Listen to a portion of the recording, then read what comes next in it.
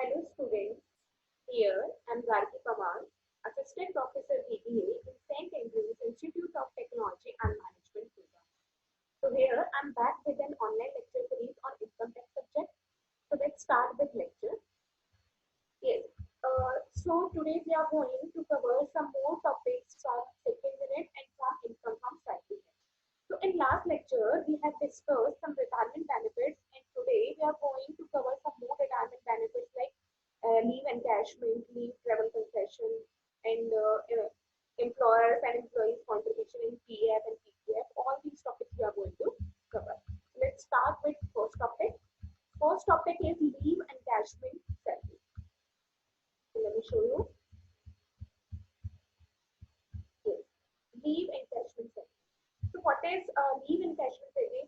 Basically, the employee has an option when employee fails to take all the leaves or unable to take all the leaves in whole year or whole year or whole years of services, then in that case, at the time of retirement, employee can encash this leave and can take cash in lieu of leave.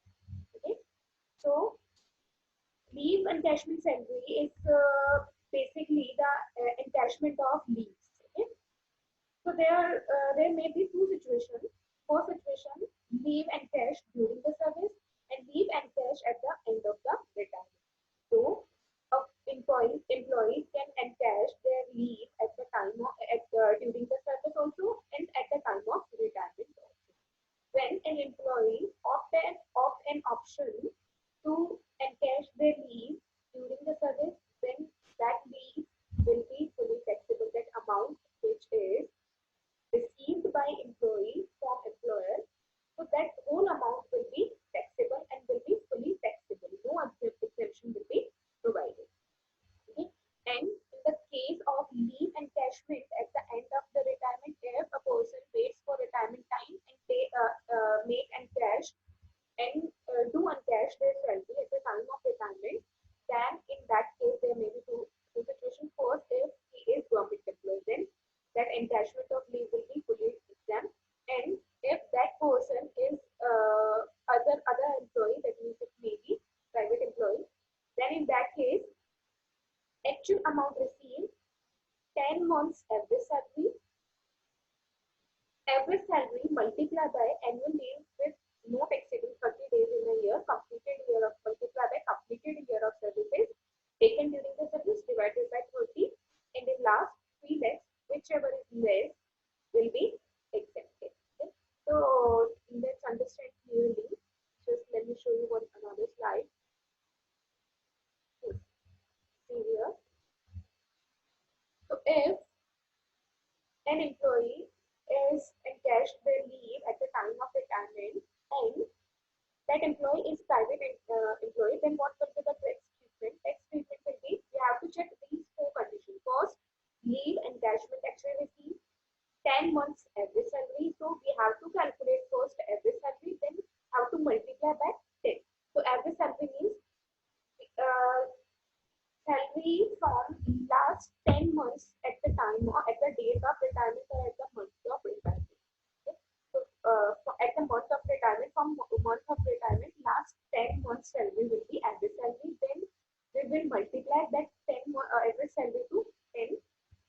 And in third case, average salary multiplied by cash equivalent to unavailed leave calculated on the basis of maximum 30 days leave for every year of actual service render divided by 30. So in third situation, we will take average salary, then multiply that average salary from unavailed leave, maximum 30 days leave for every year, actual services rendered divided by 30. And in fourth situation, less. Whichever is less will be exempt. Now, how will we calculate unavailed leave? Unavailed leave will be calculated as follows. The approved leaves on the basis of completed year of services, less leaves taken during the services, and leaves and cash during the services, and approved leaves left on leaving job. So unavailed leave calculate करने के लिए हम देखेंगे कि उस person को पूरे year complete पूरे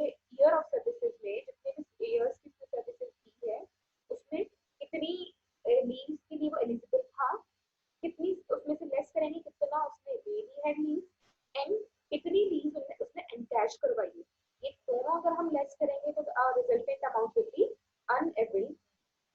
Okay, and in fourth we let whichever is less will be taken. Okay, so let's understand with an example. Let's see here an example. Mr. Gupta retired on 1st December 2017 after 20 years and 10 months of services. Here specifically mentioned that we will take the completed, every year of actual services rendered. Okay, actual services rendered. Okay, so other details for the salary income is basic salary is 5,000 per month. Rupees 1,000 was increased with the effect from 1 April 2017. Here is announced 3,000 per month. 60% is a part of 60% is the part of retirement benefit. Commission 500 per month. Bonus 1,000 per month. Leave availed during the services 480. He has entitled to 30 days leave every year. What will be the taxable of leave salary if he is government employee and he is his non-government employee? Okay? So in case of government employee, the taxable value will be nil because the whole amount will be fully exempt. Okay. Now let's move on. Next one. Yes. So Mr. Gupta is getting retired on 1st December 2007. Now for average salary, we need previous 10 years salary just preceding the month of retirement. So in December, Mr. Gupta is getting retired. Now just 10 months before that month is from December, November, October, September, August, July, June, and May, April, March, and February. So from February to November will be 10 months. So just preceding from December. Just preceding from December, 10 months is from Feb to November. Okay. And after 20 years and 10 months of services, and we have specifically mentioned in the provision that completed year will be taken in consideration. So completed year is 20 year only. 21st year is still not completed because 2 months are left in services. So completed year of services is 20 years. Receiving leave salary 5 lakh rupees. Other details of his salary income are basic salary 5,000 per month. Yes. Now see, how will we calculate 10 months average salary? So for average salary, we need 10 months of salary. Okay. In salary, we will include basic salary, DAF, commission, and bonus, all the things. Okay. So DAF is 60% because 60% is the part of retirement benefit. Now, for calculation of 10 months salary, we will start from Feb 1st to November. Okay? Feb to November salary we will take it into consideration. But here specifically question mentioned that 1,000 was increased from 1st April 2017. Okay? So in current salary is 5,000 and 1,000 was increased from 1st April 2017. So after increment, salary becomes 5,000 per month. So for before the increment, salary was 4,000. So increment is given from 4th April. So for February and March, salary will 4,000, and from April to November, salary will be 5,000. Okay, and DA is 3,000. 60% is the part of salary. That means 60% is DA is 3,000 multiplied by 60%. Commission is 500 per month, and bonus is 1,000 per month. Okay. Now, what is the provision side? The provision said leave encashment actually received. So in first point, we will see where is actual salary received is actual amount of leave encashment received is 5 lakh rupees. So in first we write here leave salary received at the time of retirement is 5 lakh. Okay. Now we will check the exemption.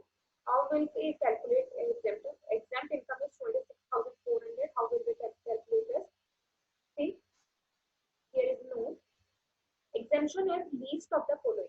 First, actual amount received. Actual amount received is 5 lakh.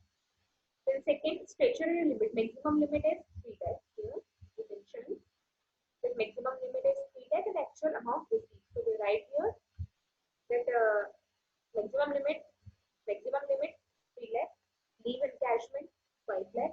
Now in third, we need 10 months salary, 10 months average salary. So first we will calculate 10 months, first we will calculate average salary, then we will multiply that from, we will multiply that from 10. Okay. So I have already told that from 1st April to November, salary will be 5,000, and for February and March, salary will be 4,000, because after increment, salary becomes 5,000 per. Okay.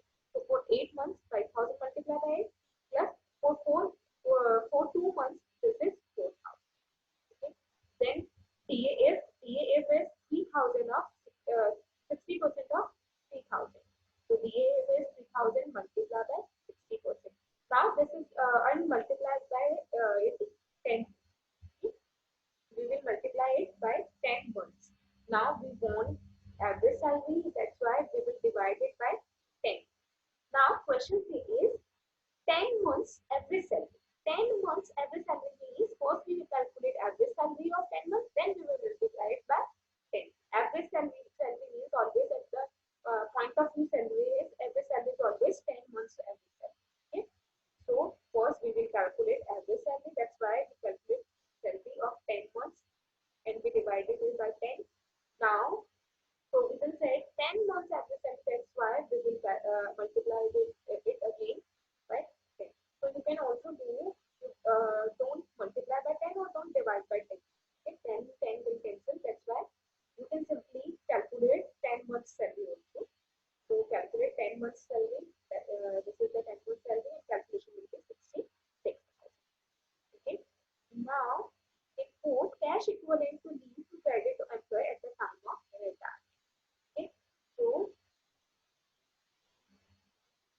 here question mentioned that yes, yes, he was entitled to 30 days leave every year. So this employee provides services for 20 years, and he is entitled for 30 days leave for 1 year. So for 20 years, leave will be 20 multiplied by 30, and he has already taken 480 days. 480 days leave is already taken. So let less it 480 days from these days, and multiply by its average salary, that is 6,600, because 66,000 is 10 months salary. So for doing average, we will divide it by 10, then we will get 6,600 and divided by 30 as here. So we will mention that average salary multiplied by cash equivalent to average calculated on the basis of 30 days leave every year divided by 30. The same we write here, average salary, that is 6,600 divided by 30, and he is entitled for 30 days leave for 1 year, and he totally given the services of 20 years. So for 20 years, 30 days salary for 1 year, according to his total leave entitlement is 420 multiplied by 30, and he has taken 480 days leave already. So we will less it from that days and we multiply it by average salary divided by 30. Okay. Then amount will be 26,400. Whichever is less will be exempt. Whichever is less among 3 lakh, 5 lakh, 66,000 and 26,400. Whichever is less, 26,400. So leave salary received rupees 5 lakh rupees, we will less 26,400 as exemption. So taxable leave salary will be 4,70,600. So this is the whole provision of leave encashment. So basically, for calculation of leave encashment, we have to calculate exemption limit, and exemption limit will be calculated like this: leave encashment actually received, that is 5 lakh for this question. That is for 5 lakh this question. Then maximum limit is 3 lakhs. We will write as it is 3 lakhs. Now we will calculate 10 months average salary. So first we will calculate average salary and then multiply that salary by 10. Okay. Then average salary multiply by cash equivalent for leave calculated on the basis of maximum 30 days leave for every year for actual service period divided by 30. So in this case, we will calculate 30 days salary for 1 year and multiply by that 30 days by number of completed year of services. Okay, and then we divided by 30. Here, every salary will be taken 10 on the basis of 10 months. So we will calculate 10 months salary. We'll divide that salary by 10. Okay. So this is all about the leave and cash. Okay. Now let's move on other retirement benefits.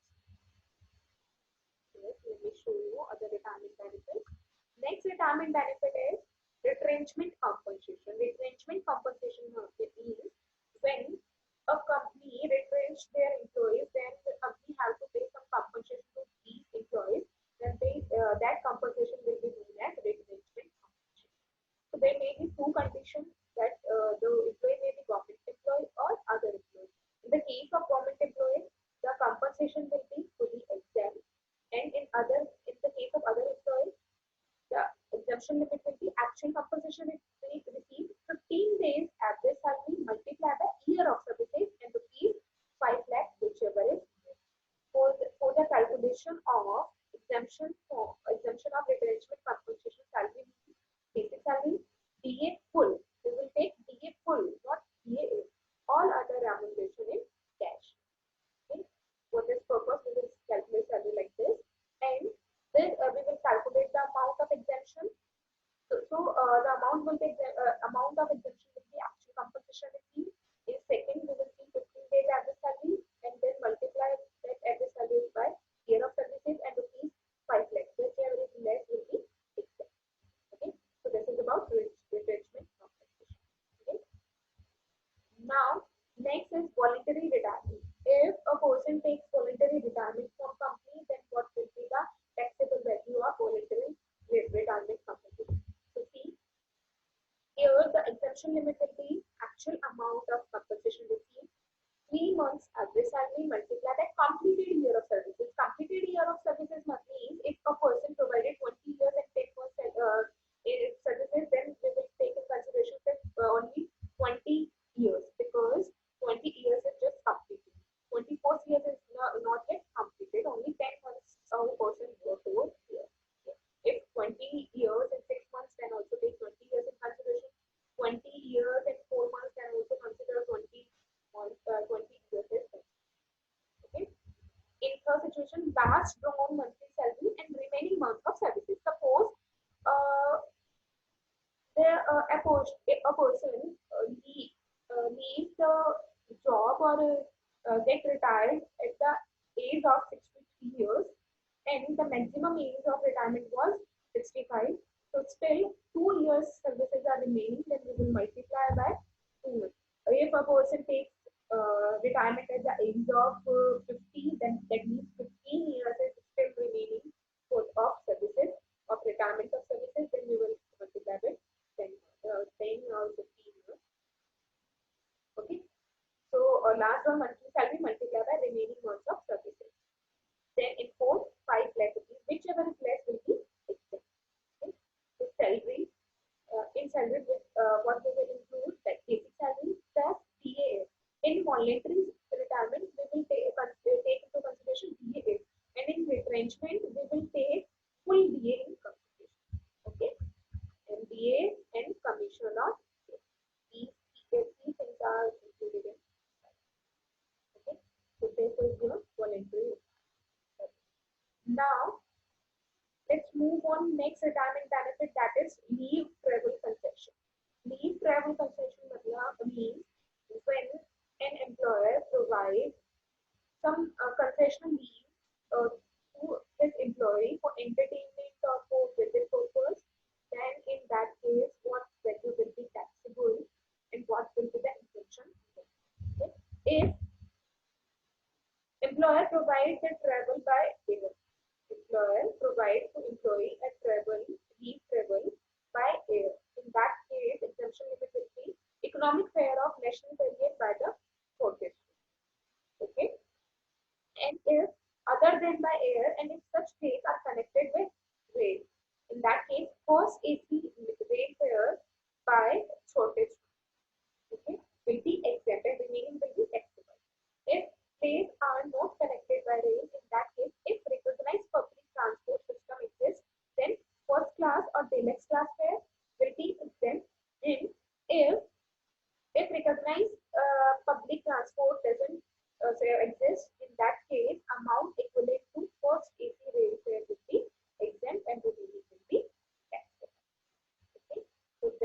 about leave travel. Okay. Now let's move on. Next provision. Provision for provident fund. Okay. Provision for provident fund. So there may be two type of provident fund: statutory provident fund, recognized provident fund, and unrecognized provident fund. If any employer contribute any statutory provident fund, then in that case, that contribution will be fully exempt and no tax will be charged. Okay. And in case where employer do the contribution in the recognized provident fund, in that case, employer's contribution exempt up to 12% of employee's salary, and excess over it will be taxable. Here, country rectified. Here is employee right here, employee's salary. So, employer's contribution in recognized provident fund will exempt up to 12% of salary and remaining will be taxable.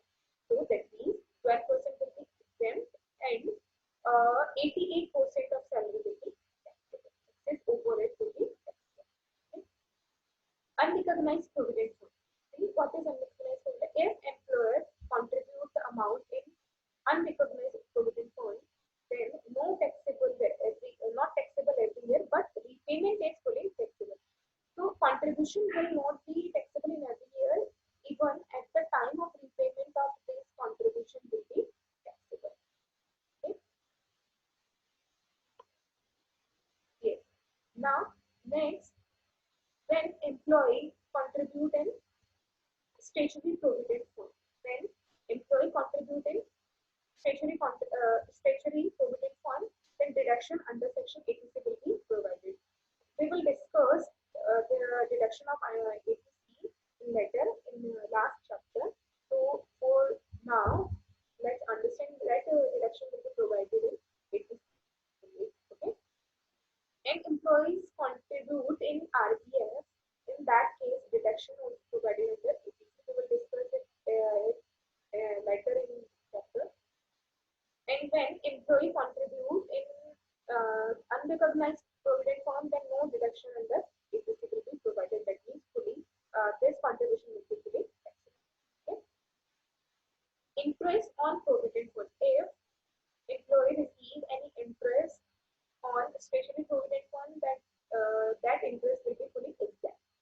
If receive interest from RPF, then exempt up to 9.5% per annum, and excess over it will be taxable. So if let's have an example. If interest rate is 8%, then nothing will be taxable. If interest rate is 9%, nothing will be taxable. If interest is 10%, then excess will be taxable. That means only 0.5% will be taxable. If interest rate is 11, then 1.5% will be taxable. Only excess will be taxable. Okay. So interest on employee's contribution received at the time of repayment is taxable under the other sources. So interest on provident unrecognized provident fund will be taxable in the head of other sources. That is the last head of other sources, and we will discuss it later. So for now, interest income will be taxable under the head other sources. Now 80C deduction. 80C's deduction in the case of statutory provident funds will be up to 1,50,000, and in the case of RBF, it will be up to 1,50,000, maximum up to 1,50,000. And employees' own contribution to this fund is not included in the amount of qualifying for the deduction. We will discuss this provision later in other sources chapter. So for now, no deduction will be provided for URPF. Okay, unrecognized provision. Okay. So in the case of statutory provident fund, deduction will be 1,50,000, and in the case of RPF, deduction will be maximum up to 1,50,000. In the URPF, in the case of URPF, no deduction will be provided. Deduction will be provided in other sources chapter. We will discuss it in other sources. Okay. So this is all about your salary income. Now, how will we compute the income from salary? Total income from salary. First, we will write basic salary amount, then PA, then HRA. We will calculate HRA, and less exemption will be less from HRA. The remaining resultant amount will be taxable. Children education allowance will less the exemption from children education allowance, and then